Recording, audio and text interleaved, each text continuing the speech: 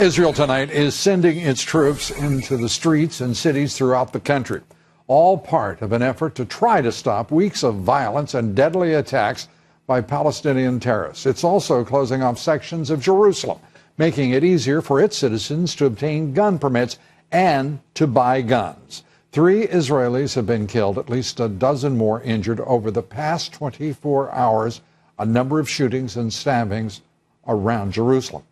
There have been more than 20 attacks, mostly stabbings, this month. A total of 7 Israelis have been murdered. More than 24 Palestinians also killed. And joining us tonight, Congressman Lee Zeldin. He's a member of several committees, including Foreign Affairs, one of the leading voices for Israel in Congress. Great to have you with us, Congressman. Great to be back with you. Netanyahu had to do something. And this is a first step, obviously. Is this going to be enough, do you think, to assure the security, of the country? No, he's going to have to do even more. It would be helpful if America and the rest of the free world was in the foxhole with him and with Israelis. It is obviously deeply disturbing to watch the terrorist attack and murder innocent Israelis. But what is even more saddening than that is watching President Obama's shameful reluctance to stand alongside Bibi Netanyahu and the Israelis in this critical time of need. So the Prime Minister is going to do everything in his power to protect his country. It would be nice if he wasn't in that foxhole all by himself. Why are, if you will, Israeli supporters in this country, why have they been so reticent to criticize President Obama's policies? And frankly, in many cases, his outright indifference, or even in many cases, his antagonism toward Israel? Well, I think you have more and more people who are, maybe they've been voting Democrat their entire life, maybe they're registered Democrats, maybe they voted for Barack Obama. More and more people are willing to be critical of this president's foreign policy. There are some people, though, who, they are Obama Kool-Aid drinkers who believe this twisted logic of who our friends are and who our enemies are in the Middle East. Whatever the president tells them is a situation on the ground, they just take it as his word. They don't question facts. And it's unfortunate. The good news, though, I do believe that more and more people are open-minded to the truth and holding this president accountable in the Democratic Party. Yeah, those who are Jewish, who support Israel, who are blind to what is happening here. I can't personally, and I'll speak only for myself, I cannot fathom it. Because Americans, millions upon millions of Americans across the country, who are fundamentally Christian, Catholic, whatever their religions may be, are deeply upset about what we are witnessing in Israel. And it seems to have more of an impact on those Americans of those religions than it is, in large measure, the Jewish religion, which you would assume would be absolutely, straightforwardly, directly, passionately, deeply concerned. Some people have their head in the sands.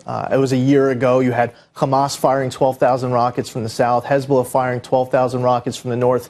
Hezbollah is fighting just across the border to Syria, Al-Qaeda just across the border into Syria. All around Israel, you have this existential threat to this country. And Iran, meanwhile, calling them the little Satan, pledging to wipe Israel off the map, chanting death to America. It's important that everyone take their head out of the sand and stand up for our allies. With our allies. Let me turn to the House, because an issue of leadership for the House itself, not existential, one assumes, but very important to certainly the Republican Party and the House, the Speaker. Paul Ryan has said no. Apparently he is asked countless times every day whether he's changed his mind. The Freedom Caucus has said that he's fine with them, which is mind-boggling to me, since his positions are antithetical to the very idea of the Freedom Caucus.